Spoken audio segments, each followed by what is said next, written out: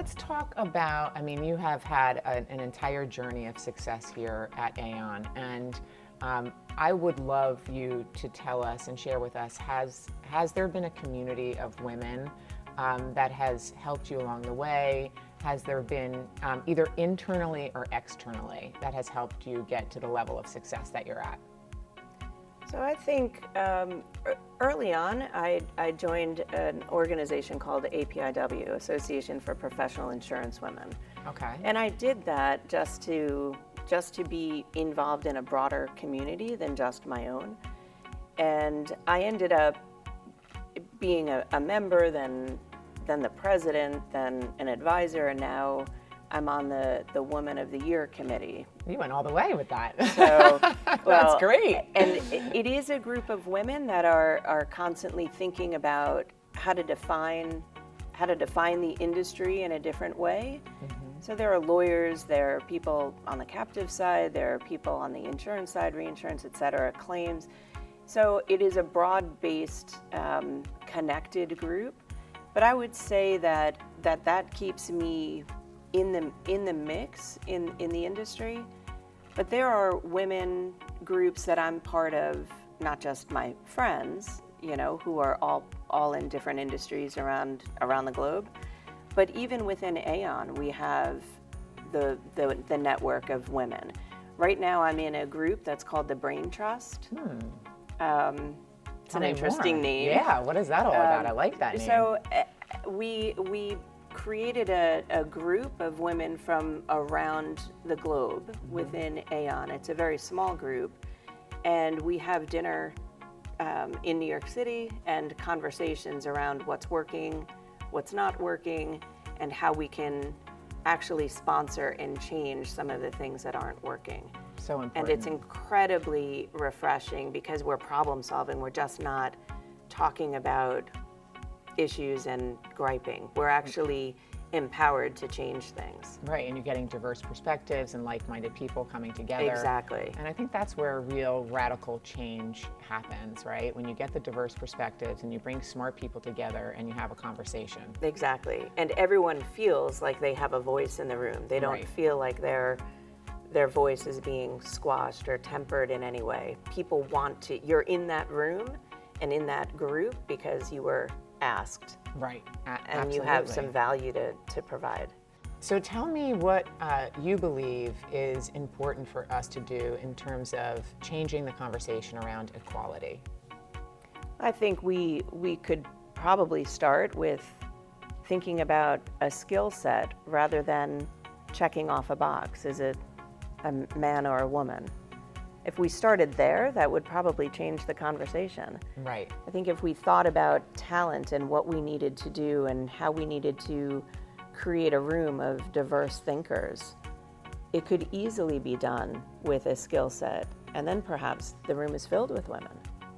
And that's the goal. So let's talk about some things that people might be surprised to know about you. I mean, we all live you live in a very, very corporate compliant world. Yes, so yes. Share with us your fun secrets. Fun secrets. I would like to get my boating license, so I'm not the woman left on the dock while the husband or the son or where I'm waiting to be taken for a ride. Yeah. So that's one thing. I don't want to be dependent on the men who have their license. Yeah. Second is I'd like to get my Master Gardener designation. Ooh. I really like gardening. So I came from a home where I had seven types of roses, and I had a kitchen garden, and I had a cutting garden. So I had a number of different things that I'm missing. But my biggest passion project, I would say, is children's books. So I have this fantastic idea. I've been at it for a while. It probably can't be or shouldn't be in print. It probably should be in a digital format. So I'm just trying to think through that. Cool. Okay, so one of our honorees from last year is a master horticulturist. and I'd like to introduce you to her because she knows everything about the plant world, and maybe there's a synergy there. Yeah, fantastic. And I have all these kids, so I need you to write that book. So Yeah. I can, they can be your Yeah. test market on No, this. this is a great book concept. It's about character traits and who kids should be or how they should think about these character traits without saying the actual trait. It's just, the notion and its integrity or honesty or discipline or so That it's is quite so interesting. Profound. What And a it's great using idea. their ideas that they're creating the book as you go. So So it's it's kind a- of like it's I like a remember those Mad Libs almost. a Mad Libs, and then do you remember the books when we grew up where you could pick your own ending? Yes, Or yes. something like that. But this is the entire Thing is more thing, like a but it's a journey. very short story. It's just a story. I used to tell my kids nighttime or bedtime stories, and I'd say pick 3 things. And then they'd start, but I would create the theme as we went. As it was my turn, I'd change the course so that it became courage or How cool whatever. is that? Yeah. I needed this conversation 10 years ago. I think a lot of parents need the conversation. They don't know Absolutely. how to tell stories. And the I same saw my books get so husband old. couldn't- Right, and my husband couldn't tell the stories. Yeah. So, but my kids would be like, tell the Dalmatian story. Yeah. They wouldn't say tell the courage story. Yeah. They knew it was as the Dalmatian, or tell the alligator story, or Love it. tell us about the bulldozer. And Mm. but it was their story in their head. Yeah. But it was my concept. So it must be so fulfilling to see the kids create right in front of you and They use their loved it. imagination. I think I think it's helped them at a very formative stage. I think Mm-hmm. it helped them think differently. Love it. Okay, so our theme for the event that you're being recognized at on October 21st at the Liberty House is Force for Change. So that's sort of the 2019 theme. What does that mean for you? How do you believe that you have been a force for change? And how do you think women in this community, in this state, need to be talking about being a force for change or implementing being a force for change? So I think the most important issue for women is to be able to raise their hand and to take risks. And it's helped me along my journey. I would say that I would probably be in the same box that I was if I didn't take those risks.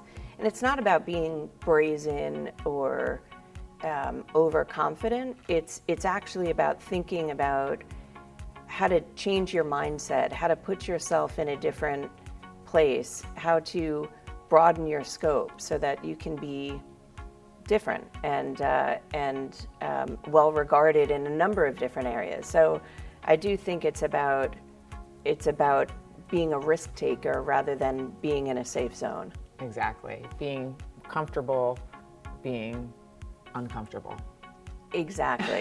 And Getting more comfortable with being uncomfortable. it is every day. People think you're comfortable in front of a camera or comfortable in front of the podium or comfortable in a room where you're networking, where you don't know a soul and all you have is your glass of wine or what have you.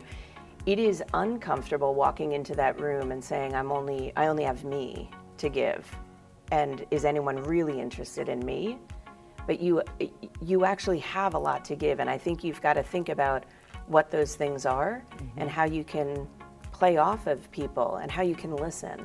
Absolutely. Yeah. And I think that, I've read about this, and I know that, I have this theory too. If you're comfortable, then you're probably not at a stage where you're growing, right? If you're around people that you always feel comfortable around, that there's something to be said for that, and maybe you should be looking, is there something else here? So I totally agree with you on that. Yeah. Now I also want to just ask you one other question, because you've shared some stories and we've had you present at Leading Women Entrepreneurs events, which was amazing, but you've shared some moments that defined when you really arrived. Is there people that you have met or moments along your journey where you said, okay, I've arrived, I've got this? I think I think every phase that I've gone through, I've always been not so confident that that's where I belonged. Okay. But it takes a different perspective. So there was one time in particular where I was given an opportunity, thought that I earned it, but then started to backpedal a little bit. So can I say that there's a time where I think I've arrived? I'm not there yet, and I don't mind saying that. I think that there's so much more that I can do, but I've mastered things along the way. I'm just not exactly where I want to be yet. So I wouldn't say I've arrived at my end journey. Fair enough, right? We're all on a journey, continually learning, and I guess there is no point where you say, okay, I'm dropping the mic. Well, one day there'll be a chance to drop the mic, and that's when you do your passion projects, and that's Right. when you spend, your time quite differently. But Right. Right now, from a career perspective, I'm nowhere near dropping that mic. Well, I definitely are an inspiration and representative of so many women's dreams in the corporate world of everything that you've done. So it's such an honor to have you in this class. Thank you. And to get to know you personally. I can't wait to go on your boat. I can't wait to drink Tito's with you. I can't wait to, there's so many things. Yes, yes. Thank you. You're always invited. I appreciate Thanks. that.